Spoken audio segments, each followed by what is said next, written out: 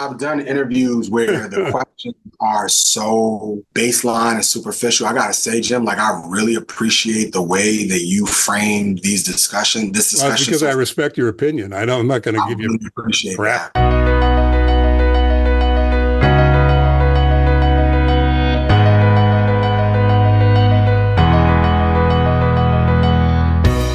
Welcome, everyone, to the June 2024 edition of The Impact, a sustainable CT podcast. For your edification, your enlightenment, and your entertainment, too. I'm Jim Hunt, Communications Manager at Sustainable CT, so if you're looking for someone to blame for this podcast, well, you can blame me. But remember, this is never a one-way conversation. We always want to hear from you for our edification and enlightenment. Drop us a note, won't you, to info@sustainablect.org. The Impact is brought to you in part by the Tremaine Foundation. The Emily Hall Tremaine Foundation seeks and funds innovative projects that advance solutions to basic and enduring problems, and we are oh so glad they do. Visit them at tremainefoundation.org. Remember, Sustainable CT is independently funded. We don't have a magical rainbow unicorn money tree, no sir, but you can be a Sustainable CT sponsor. Find out how at sustainablect.org.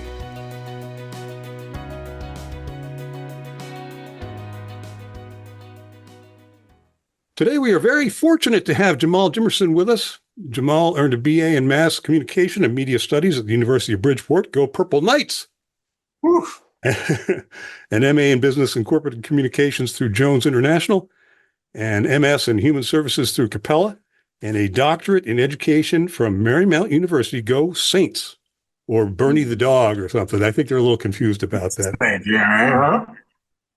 Jamal is the founder and Chief Values Officer. I like that, Chief Values Officer of Thought Partner Solutions.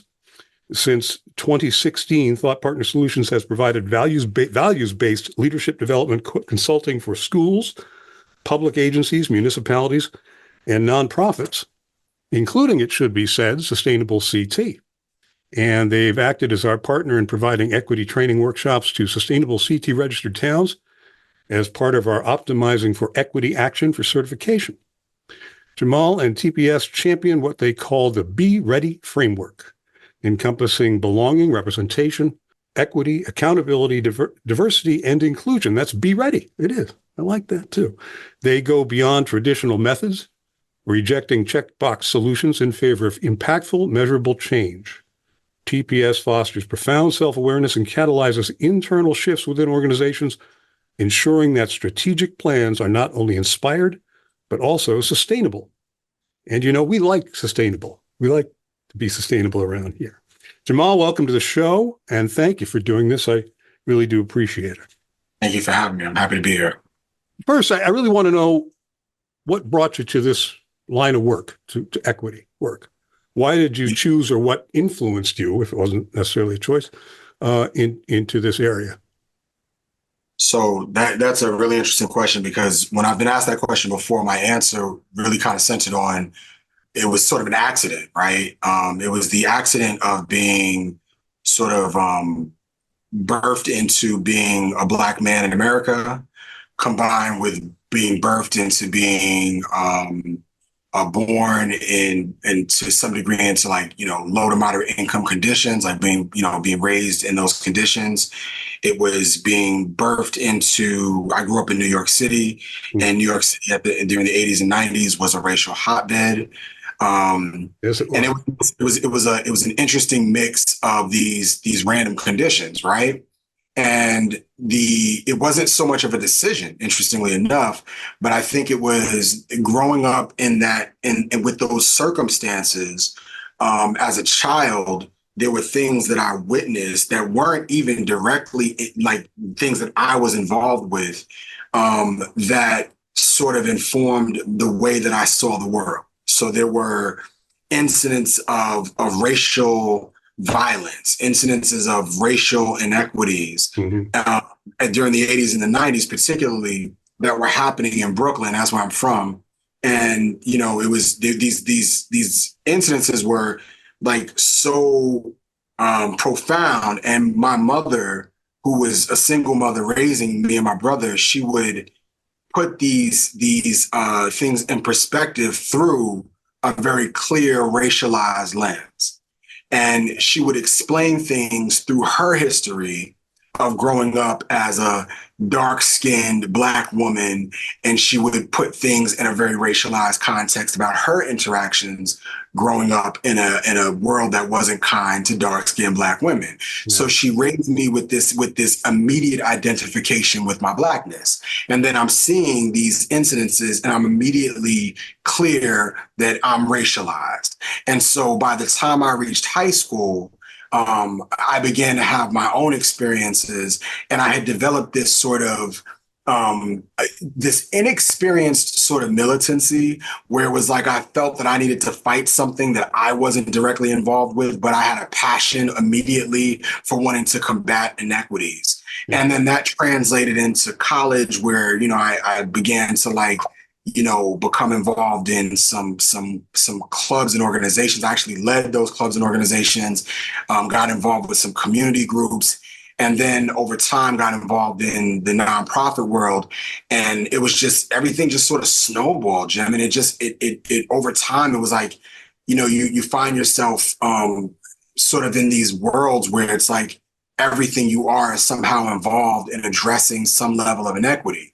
Right. I'm an artist. I'm involved in the arts and culture movement, but my art is not separate from my passion for dismantling systems of oppression. I work in the nonprofit industrial complex. There's literally no separation between that and my desire to dismantle systems of oppression. Sure. I'm a Black man in America. I can't separate my identity from wanting to dismantle systems of oppression. So all of these things began to happen. And I think at some point in the journey, I started to realize that I could intentionally take hold of my role and have some power in steering myself forward. And that was when I started to realize that I had some power to direct my energy in being able to control how I would contribute to the movement to dismantle inequity. And that was, sort of later in my career. But yeah, I mean, I kind of bumped into this by accident. So I'd hate to sound as though it was intentional when it was not, Well, I don't know. It's a life's journey that I don't know if that's considered accidental or, yeah. or some measure of destiny in some way. Yeah. Let me ask you this then, just as a follow-up to that, I'm curious. Did at some point either the business community or the nonprofit community become more amenable, welcoming to equity work? When did you decide? Where was that point at which you said, I can bring my life's experience to this. I can bring something valuable to this process and not be rejected in doing so. Like people will want to embrace this. And did that happen? I'm assuming it must have. You've certainly developed quite a clientele. But when did that happen and how? Why do you think that might have occurred?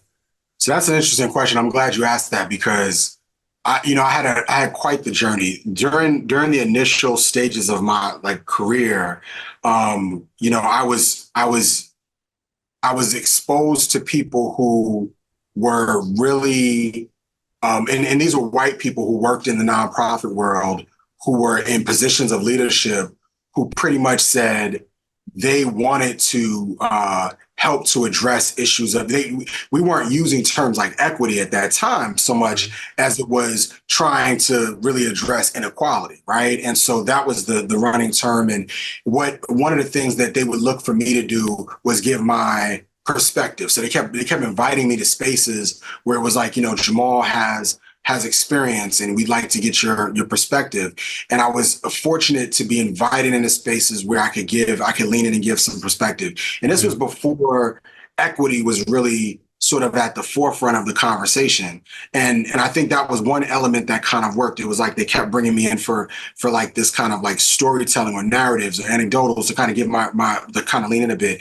That sort of evolved over time. And one of the things that happened was as I grew through sponsorship and through mentorship, as I grew into leadership roles, those leadership opportunities allowed me to be in the right rooms at the right time. Okay. And I want to give a shout out to another Jim Haran, because when I went to the Connecticut Association for Human Services, it was Jim Haran, who was my executive director at that time, that I believe was the person that really was the catalyst for me to be able to get in the right rooms at the right time, because Jim had a belief in me that I should be in certain spaces. He would make sure that I was in certain rooms and believed that my voice was valuable in those rooms. And because I was in those spaces, I made some really important connections.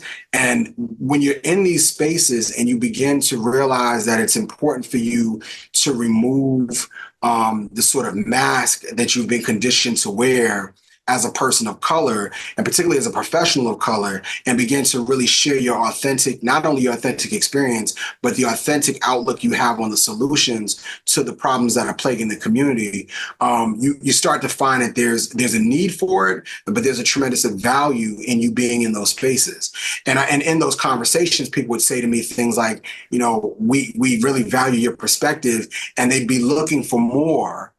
And I'd be looking at myself, Jim, and going like, I'm not a unicorn. There are lots of folks like me, right? And there are probably folks who are better than me who should be in this room right now.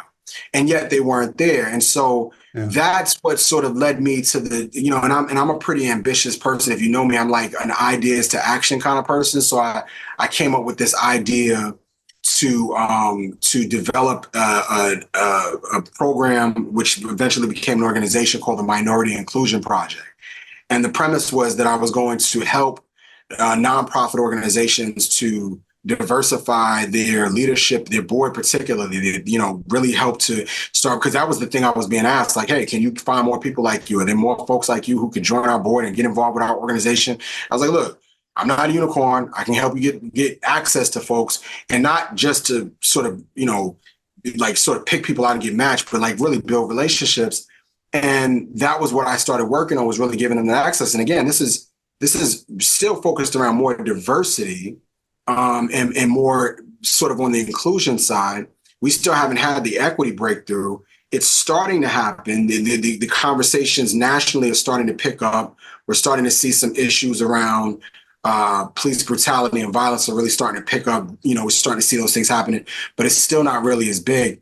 And Minority Inclusion Project was kind of the breakthrough. And through that initiative, it opened up a lot of doors, because what people were saying was, this is a conversation that is overdue, that we've needed to have this conversation about the lack of representation in nonprofit organizations, that even in majority minority communities, we are not seeing people of color in leadership roles or showing up in boardrooms. And we're glad you're bringing this forward. Now, this is pre-equity discussions.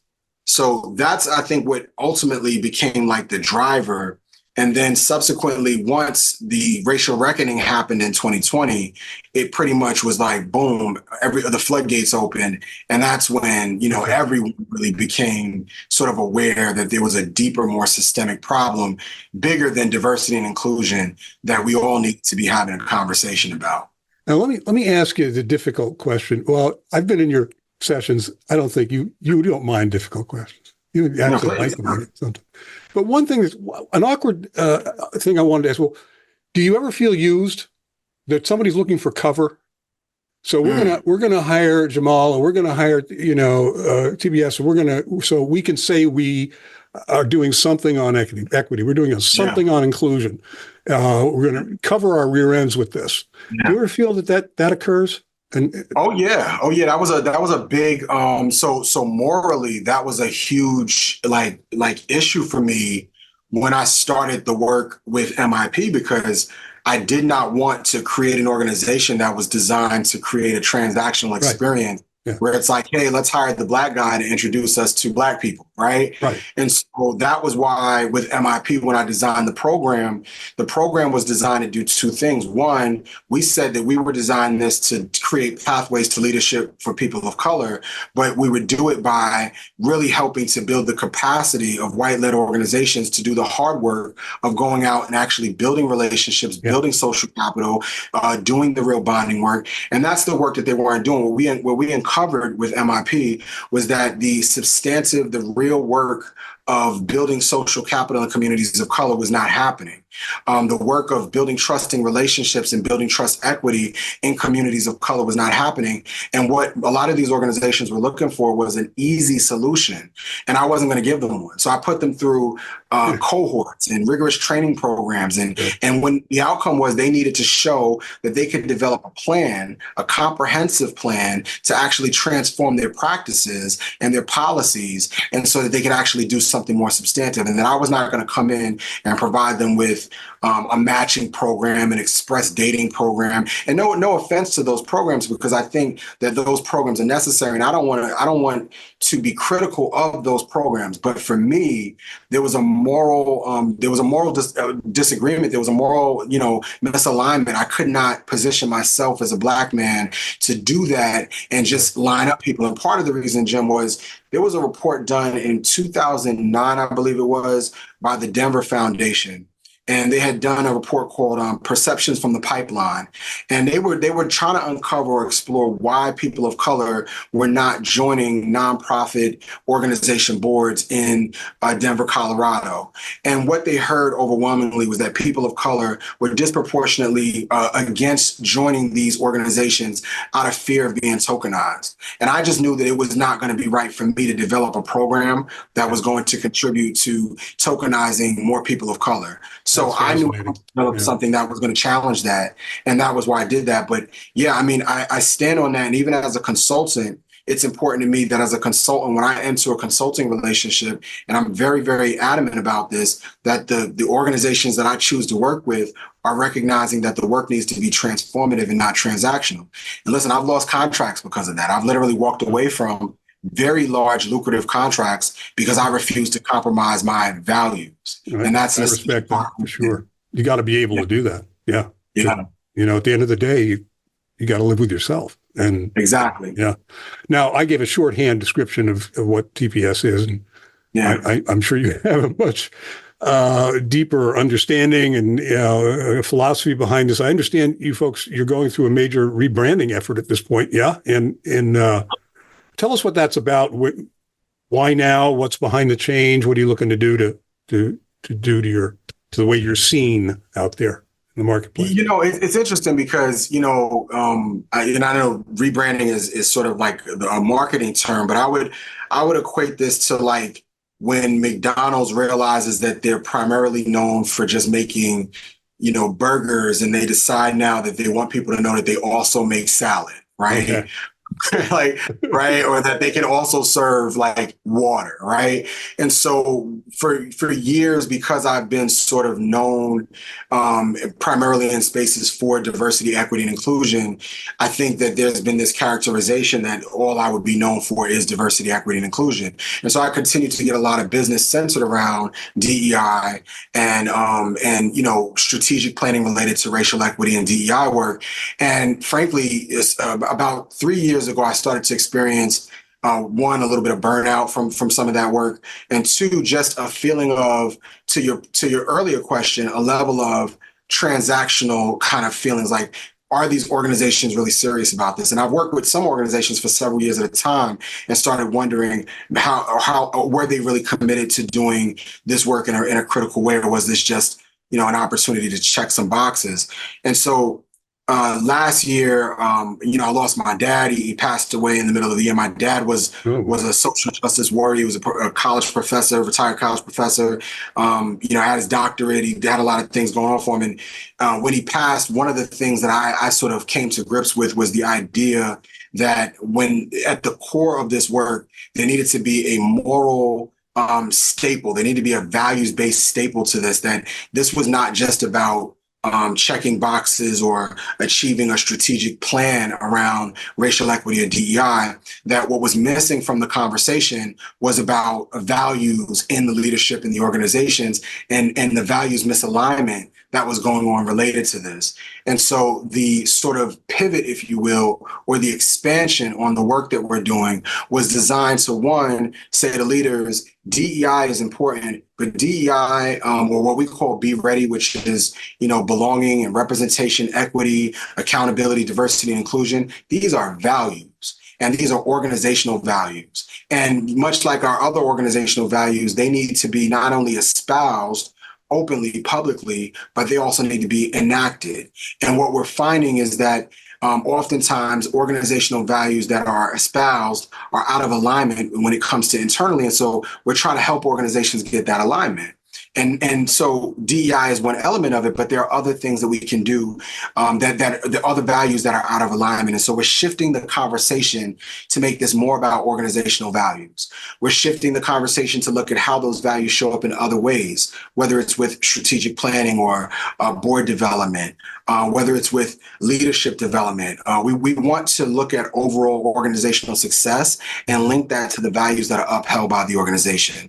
And so it's not necessarily a full and complete rebrand as much as it is an offering of something more than just the McDouble or the McDLT, if you will, you know? I hear you. I hear you. Now, earlier, you touched on this notion of why people of color were not joining boards in Denver. Is it Denver, right? And this brings up a question I had. I was going to save it for later, but I'm going to go for it now, hearing everything you've been saying. It's like a well-worn theory at this point. It was cliche that there's a disconnect between the environmental community and people of color. Yeah. And the theory is that, sustainability, environmentalism writ large is made up of primarily well-intentioned white people. And the organizations have a very difficult time engaging with or involving people of color. First, do you believe this is true? Have you seen that in your experience? And if so, the hell can we do about it? There's a lot of hand-wringing. I can tell you firsthand, there's a lot of hand-wringing about it.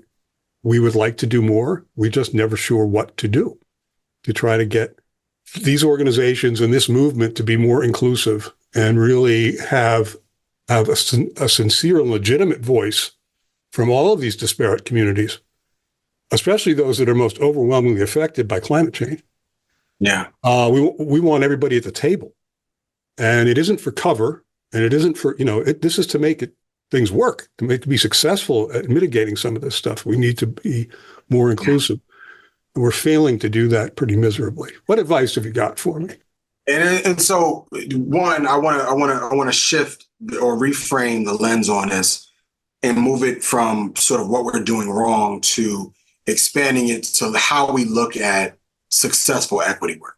Okay. Because I think one of the central challenges of looking at equity work is sometimes we expect for there to be an action that we provide related to equity and an immediate reaction from those who are marginalized. So we expect that we offer a table and that people will come to the table. Yeah. We are implementing an equity action and that people will respond positively to that action.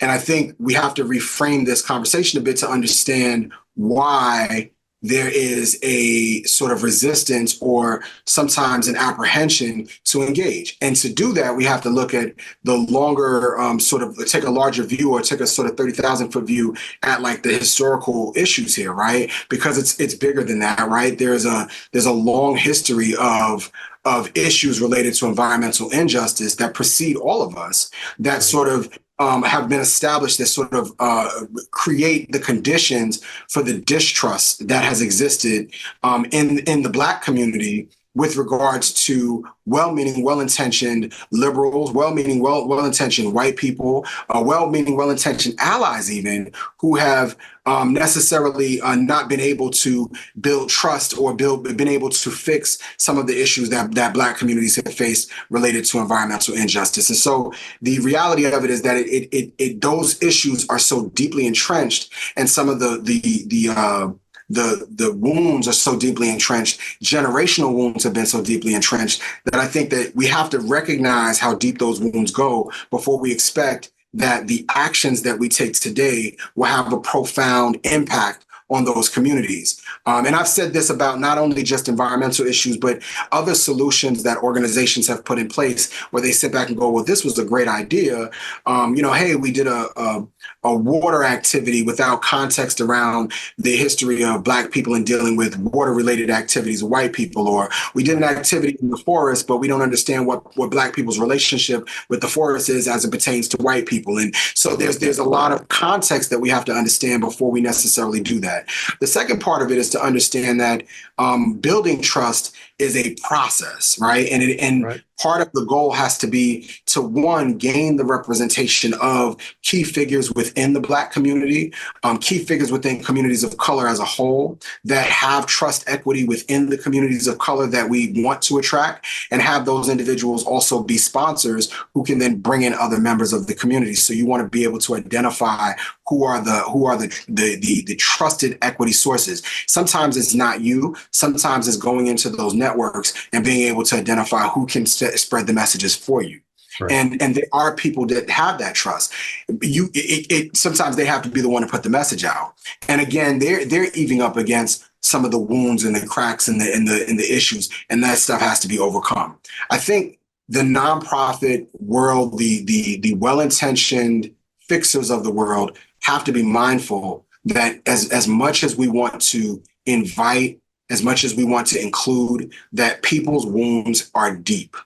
I just a few months ago, I read an article about there's an apology model, and I forget who the scholars were that developed it, but it's called the OOPS model, literally OOPS, and it's called the OOPS model. Okay. And it's a very simplistic model, but the basis of it is that, an apology is only one part of being able to repair the harm that's been done. That one of the key elements, and I think is the fourth element of an apology, after you acknowledge the harm and all that, the fourth element is the reparations that come with that. And essentially that's the restoration of the relationship, the acknowledgement that repair has to happen in that relationship. And so sometimes the wounds that have been caused have not been properly addressed. The repair has not been done. And then people are coming in and saying, yeah, let's fix a problem together. And unfortunately, because those issues have not been properly addressed by others, you're going to receive some of the residual impact and the distrust that comes along with it. And so I would say for you, it's acknowledging those deeper systemic issues, recognizing that those problems are there, but continuing to stay persistent, stay in the pocket, and really work on building trust and not just giving up because the resistance is there, because it's a part of the process at this point. Yeah, I thank you. I appreciate that. That's excellent to hear. Let's take a break a second. We'll come right back, and we'll pick up in just a moment.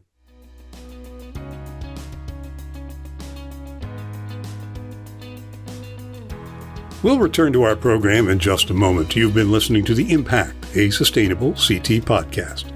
Hey, while you're out there tripping the web fantastic, don't forget to join us on Facebook for some fun and interesting stuff. Guaranteed safe for children and pets. Come on, be our friend, won't you?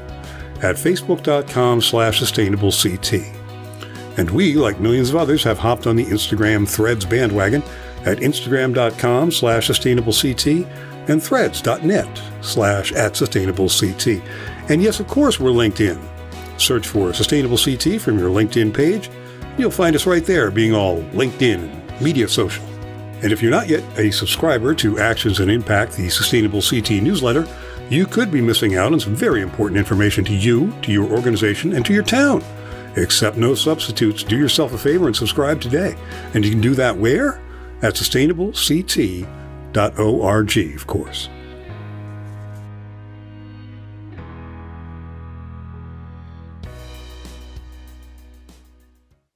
So welcome back. We're talking to Jamal Jimerson of Thought Partner Solutions.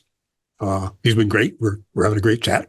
I want to go back to the ancient times when we first started Sustainable CT. You've been with us from the very, very beginning, which has been grand for us. Could you tell us a little bit about your experience on the Sustainable CT Equity Working Group? I mean, when this was Lynn Stoddard's idea, she came out with this. Yeah, she was, again, very well intentioned and wanted to include this as part, the heart really of the primary to the program.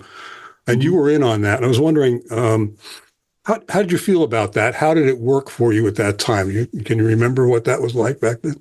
Yeah, I mean, it was. I think it was a beautiful concept. I think what I appreciated about the initial idea, first and foremost, was that Lynn was very insistent that equity needed to be integrated into the program. Yeah. that the equity actions needed to be integrated. And one of the things I also appreciated was that she was responsive to the idea that equity needed to be supported while it was integrated. Because one of the things we immediately raised was that it couldn't just be suggested without some type of meaningful support around it. So, when we talked about not only just, for example, providing training, but providing a series, providing the equity coaches to ensure that the towns had access to additional resources. Lynn was responsive to that right away, and I thought that was huge. And it was new, and I think it was important. And I noticed, as someone who not only was at the planning level but also served as an equity coach, it was extremely valuable out the gate. There was, and over the years, and I spent the first few years as a coach, I watched the program evolve. And one thing I can say is that every year we revisited the structure of the program to see what were some things that could be improved and tweaked. And specifically when it came to equity, we worked on things like tweaking the workshops to ensure that it was truly responsive to what these towns need. And Lynn was absolutely responsive to that in terms of listening to what are the issues on the ground that we're learning, what are the learning needs. We learned things like one of the things about this work, which is really interesting, you make assumptions out the gate about how far people are along in the journey. And what we learned is like, people aren't very far along. Right. And so those assumptions will get you in trouble, because it is through the lens of our assumptions that we oftentimes assign motivation to people. We assign the wrong motivation. We assume things about people that are completely wrong. And most people, believe it or not, when it comes to these issues, are unconsciously incompetent. They don't know what they don't know. And so oftentimes they're acting on things with very little information.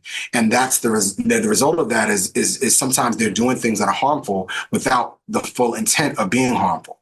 And so once we realized that, we started to design the workshops to be responsive to that. And her leadership really allowed that to happen. And then the coaching was just, continually evolved to try to, one, address that, but two, to bring in coaches that had the experience to address some of those key issues. So I've watched this program really evolve over time. And Lynn's leadership has been amazing in doing that. And, I commend them on the changes that have been made over the years. Well, and to speak to your point that our program, our equity program, needs to be dynamic and responsive. It has to evolve. Our whole mantra, whether it's in the equity area or any other, is what is the effect on the ground? Are we making progress? Is there real growth? Right. So we're not doing this because we think it's a great idea and aren't we great people? We want to go into these towns and really have an effect and really make, for positive change. Yeah. In order to be able to do that, you've got to be able to have a dynamic program that changes, as you say, to meet the needs of these towns, try to anticipate what their needs are. Now, speaking of which, you were an equity coach. You were one of the first equity coaches in Sustainable CT, right? What was that like? It was interesting. I think in the beginning, it was, all of us came with different backgrounds. And so I came from a background of having been trained as a coach in a different realm. And some people came with no previous coaching experience. And so the definition of coaching can be very different. If you've been trained as a coach by the International Coaching Federation, you have a very different understanding of what a coach can do and what the coaching compensation model looks like. And when you're coming in, it's a very structured format. And other folks look at coaching as, it's just sort of like you would look at coaching on a sports team. Like, I'm just here to sort of give you advice or, maybe some direction, some mentorship. And so in the beginning, I think there was little structure to the idea of coaching. And from the perspective of the towns, I think they didn't know what to do with us either. Right. They were coming in, looking at us like we were, sort of technical support, like we were customer service. And so some of their questions are like, really centered around how to, initially get to the equity action. They just wanted to get to the box. I think if you had a good coach, what we were able to do was sort of challenge that. We were pushing back on just trying to get to the action, and really focused on how you could create a process that was equitable. Yeah. And that's where we really would take it and push it out and challenge the organization, or challenge the towns, and do it in a way that would still encourage them, because ultimately they were calling us in. So you don't want to discourage them and then they never call you again. So you want to keep them engaged and accountable, and at the same time, have them still engage an equity-based process. So in the beginning, it was a little bit challenging. And, you had some towns that would fall off and others that would come in, and it was kind of loosey-goosey. We had some challenges with being assigned towns, and so there were some internal things that we had to structure. But again, thanks to Jessica Leclerc and Lynn Stoddard, I think their responsiveness and their ability to listen deep to us as coaches, as well as to the needs of the town, that combination was just amazing. And over time, the program continued to evolve, and I watched it, and eventually actually they brought me in to provide some coach training, which I think was to some degree helpful at providing some level of what could be seen as some structure for the coaches. Because I think that's where this is going at some point. There needs to be some type of like real dynamic structure or expectation of the coaches for some level of consistency, without necessarily putting the coaches in a box where they're expected to sort of follow a script. Yeah. Because you have really dynamic people who have amazing experiences that bring a lot to the table, but you also have to have something that has some kind of a standard for the conversation. Yeah. But yeah, I mean, it's come a long way. Now, I hear you saying, the town invites you in, or some member of the town does it at the very least. And whether that represents a municipal consensus or not is, you're never very sure. I guess where we're going with this is, those early days, did you meet with some resistance, or what were the challenges to that kind of role when you're stepping in? Yeah, I mean, I think the resistance is implicit when you introduce a transforming idea. So when you're coming into a situation in which someone is looking for an easy solution, tell us how to get to this community. Yeah. And or tell us what communities of color want about this. Like, they're looking for a very simplistic answer. And what a good coach does is, a good coach doesn't answer your question directly. A good coach assumes that you are creative, resourceful, and whole. So a good coach is going to figure out a way to use powerful questions to have you do some introspection as a team, as individuals, and really turn the conversation back to you, to have you begin to think about the question more deeply and have you do the work of being able to answer those questions. And a lot of times in those conversations, that's what I would do, is I would turn the question back around in a way so that they're now asking the deeper questions and doing the self-reflection. And so now they're not getting the answer that they may have come in looking for. And so sometimes you get that resistance of, I really wanted this particular easy answer. But ultimately, the real goal is to get them to if a coach is doing what they're supposed to do, the idea is you want to build the capacity of these members to be strong without you. And I would say the same thing for a consultant. I mean, I know it's a bad business model theoretically, but and I'll go to the Alan Weiss or even the humble consulting approach. The idea is, like, you really want to build the capacity of organizations to do this work without you. If you're doing it well, you're giving them the tools and the resources. You're a resource, right? And so they're always going to need you as a resource. But theoretically, you're building their ability to ride the bike without the training wheels. Right. And so if you're doing it well, that's what you're going to do. And then ultimately, that's going to have some resistance initially, because they're looking for, hey, I need you here all the time. But that's technical assistance, and that's not what we're there to do.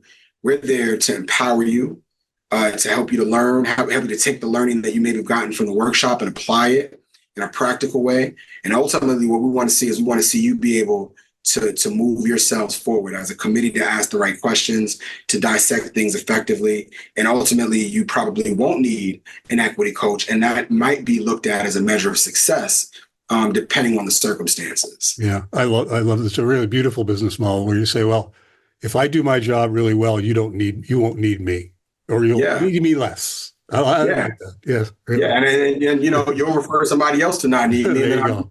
what I'm saying? Like, I'll get some other business. And the thing I want as a consultant is to be in a space where I'm going around in circles with the same organization over and over again. Well, yeah, exactly. Now you and TPS provide equity trainings to sustainable CT registered towns. These are our virtual equity training series. How has that training content evolved over the years? Because I know it has. How do you, there's a meaningful evolution of that, of what Yeah. you are bringing to that. And how do you think it's changed and why? Yeah, I mean, it started out with sort of, to be frank, the first workshop we ever created was Equity 101. It was very baseline. The second workshop was everyday anti-racism, and the third workshop was how to have conversations about race, and that was the package. And we offered that package over and over again. And then at some point, I remember sitting with Len and Justin saying, I think we should stretch this out. I think some of these, what we noticed was there were people coming back there were repeat customers. And we said, even though, so one thing about me, there's a sidebar is, and maybe this is the part of me that is important to kind of contextualize. I also did radio and I was a DJ. And as a DJ, I never played the same set There you twice. go. Played the same exact music. Set was never the same. And I think it's that part of you, sometimes jazz musicians are the same way, is that you will never play the same song twice, the same exact way, right? And so that's how I approach my workshops, which I don't really like to call them training, but the workshop is never the same twice because the audience that you're in front of is going to invoke a different type of energy, a different type of engagement. So even though the workshop titles were the same and the basic facilitation setup was the same, it was going to be a different experience. So even though people were repeat customers, they were still getting somewhat of a different experience. But I said to Lynn and Jess that I thought it was important for us to begin to think about how we can refresh the material and how we can evolve beyond, okay, so once you get past sort of everyday anti-racism, what are the other issues within a municipality that we have to address? And we realized there were some things beyond just, everyday anti-racism that we had to address. There were more practical issues that we wanted to call out related to equity and the implementation of some of these equity actions that we wanted to get at. Issues related to policies, issues related to areas like conflict resolution and resistance. We knew that these towns were coming up against. We talk about how to have conversations about race. That was one thing, but it's another thing when you're dealing with, what does it look like after when I'm doing the town hall and I've got dissension? How do I deal with those issues? And so we started unpacking the psychology of people that are coming into these spaces and how to navigate through that complexity. And what are the tools that I have at my disposal? We started dealing with the fact that many of the folks that were in front of our leaders. So we started unpacking what it meant to deal with the complexities of being a leader in this space as a practitioner. So we really try to evolve the content, and also recognizing that at some point, because many of these individuals are professionals and we were coming through the racial reckoning, organizations were doing so many DEI 101 type of workshops that many of the participants were then overly saturated with the foundational stuff. Everyone's going through implicit bias and the equity 101. And I was like, look, we got to come up with something that's going to be a little more nuanced and it's going to stretch their brains. And if you ask folks, they'll say, this is a different way of looking at things, or they got something they didn't expect, or, it was a very wild way of approaching it, or something that was different about it, because my goal is to dig a little deeper and come at a different angle, Yeah. Yeah. Do you think have we done well? Have we had successes in knowing what you know of us? Are there areas that we've been successful working with towns in your estimation on this issue? Equally, are there things that we can and should be doing better? Yeah, I mean, I think it's relative, right? I mean, I think there's always going to be room for growth and improvement as it pertains to equity. I think looking at it, I mean, my vantage point is limited to some degree, right? If I look at it from the perspective of the work that I've done through the educational lens, through the coaching and the training, and I look at the developmental sequence, because I've worked with a lot of the towns on developing their competency, their knowledge, their understanding of the content. And I've listened to some of the ways that they're now approaching the work and the sophistication levels right now. I would say you've done very well. I'll tell you, I've come across people at different points who have said to me they've gone through the workshops and they've explained to me how they've been impacted by things that they gained from these workshops. And, I recently said to Lynn that is one of the things that needs to be done as a sincere and very thorough evaluation of the learning series. there needs to be some type of a evaluation of the folks who have gone through these, because to be able to get some sense of what the impact is going to be really important to answer that question Right. correctly. Qualitative perspective, I think, you hear anecdotals that are really strong. I would love to know through the metrics how folks have been impacted. But what I'm hearing from people anecdotally is that there's definitely some impact. Most recently, this latest series of workshops we've been doing, we have been integrating the importance of values in the leadership of this thing. We've really started integrating that. And there is a really positive reception to that. And I think that's good. And we've also seen that folks are obviously coming back. They're coming for all three workshops. They're showing up. They seem really engaged.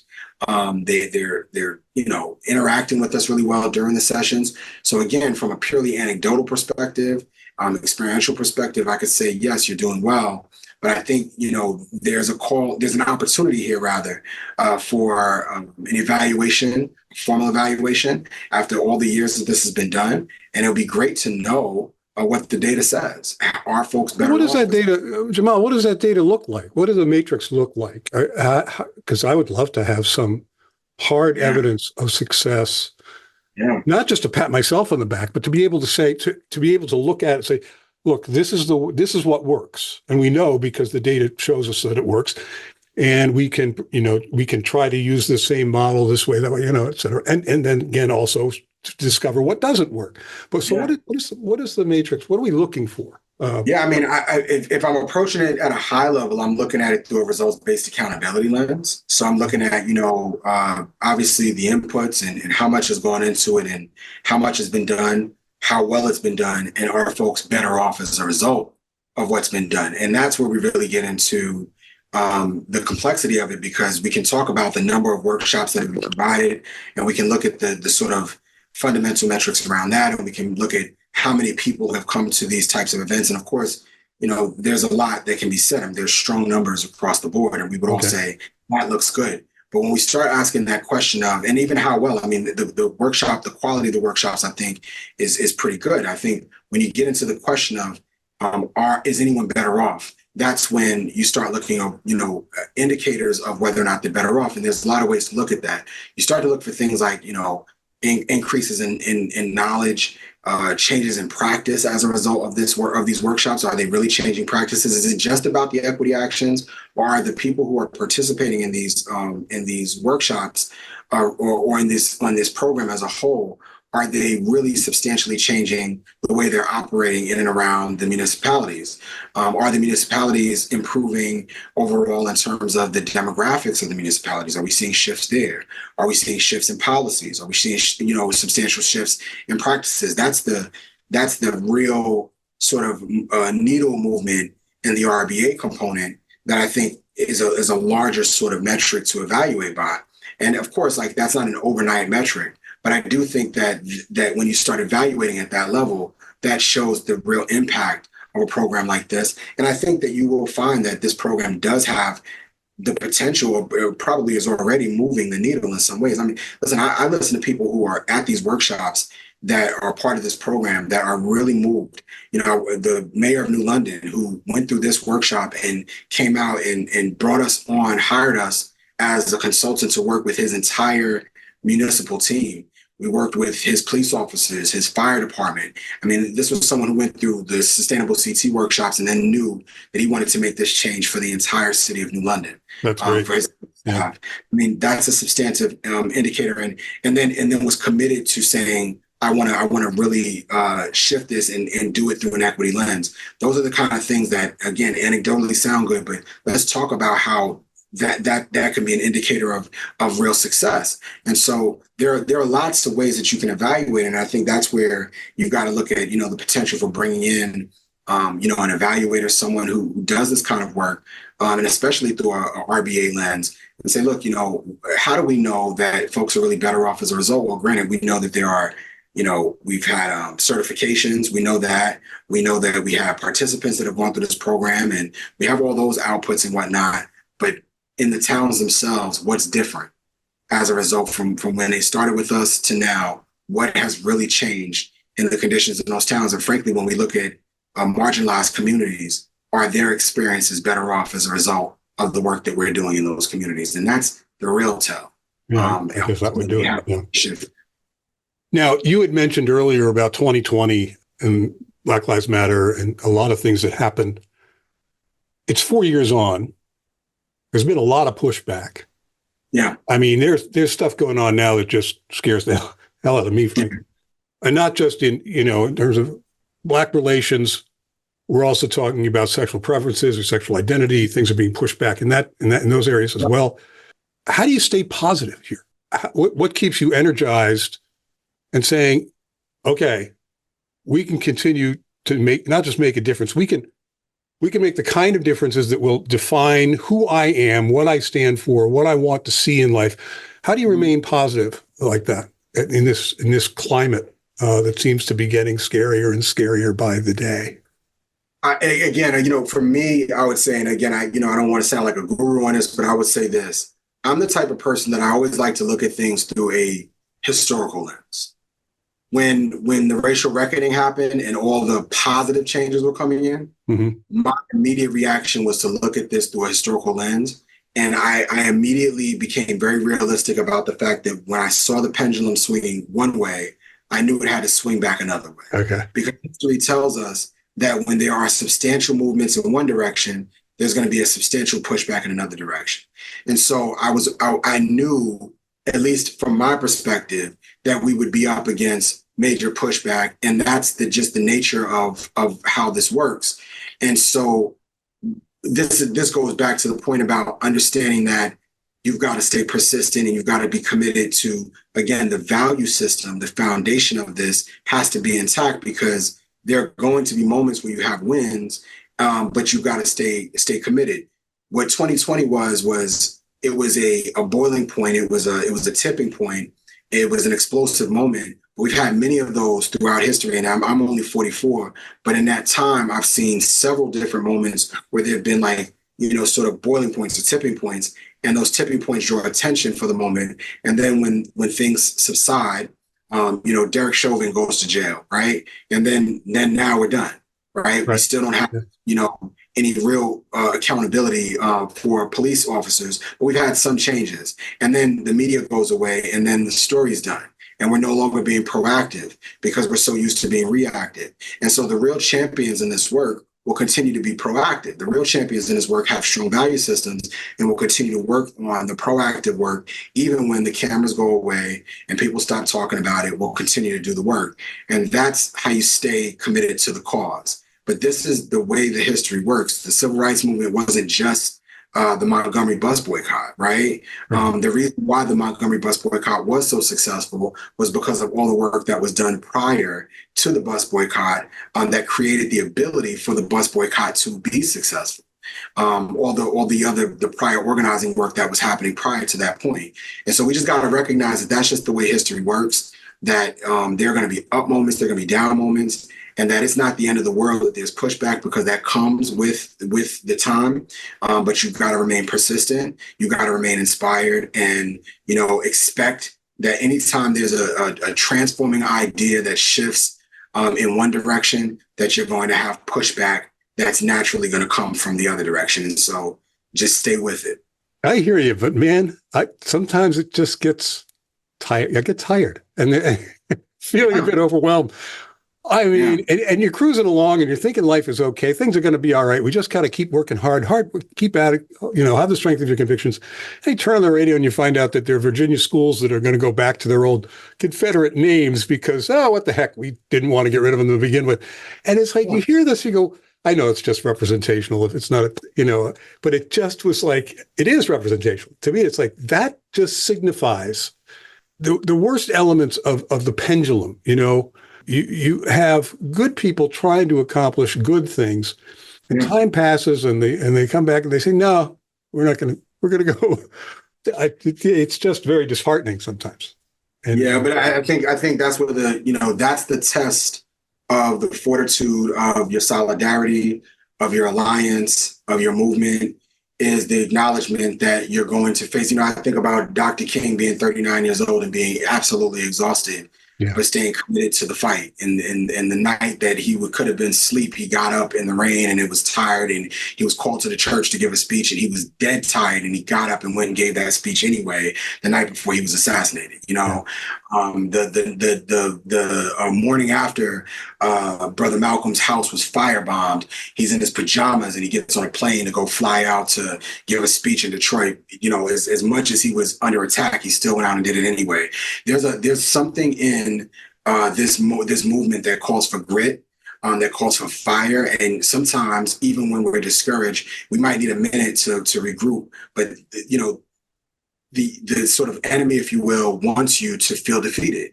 And so when these things happen, I think it's important to just take a moment to feel what you're feeling. Don't disregard what you're feeling, but to regroup and at some point get back in the fight. And when you are recharged, and get back in it. If you have it in you, get back in it. And for me, that's the work that I have to do. I have to stay persistent. And what keeps me grounded, what keeps me going, again, comes back to my values. I'll never compromise my values. Now, sidebar, I'm also a man of faith, and, I follow one who was always under attack. So my attitude there is that lesson for sure. Right. Like if he can take all of them, who am I? And that's just the way I look at it. Yeah. So it's like he took an L. I mean, who am I in the grand scheme of things? I'm sure I could take a little more myself. So, well, Jamal, we are sadly out of time. And that just flew by, and I want to thank you again profusely. This has been really good for me. So thank you. Same. I appreciate it. Thank you for the opportunity. Absolutely, and I hope we can do it again sometime soon. We'll just keep on keeping on, and that's what we're going to keep doing. That's the plan. Thank you. All right. Thank you.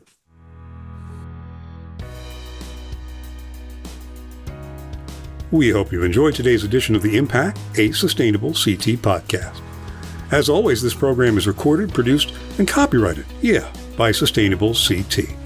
Thank you for your interest. Thank you for listening. Thank you to our sponsor, the Emily Hall Tremaine Foundation. Thanks again to our good friend, Jamal Jimerson, for everything he does in pursuit of equity and for his partnership with us at Sustainable CT. And thanks to everyone for taking local actions that have a statewide impact.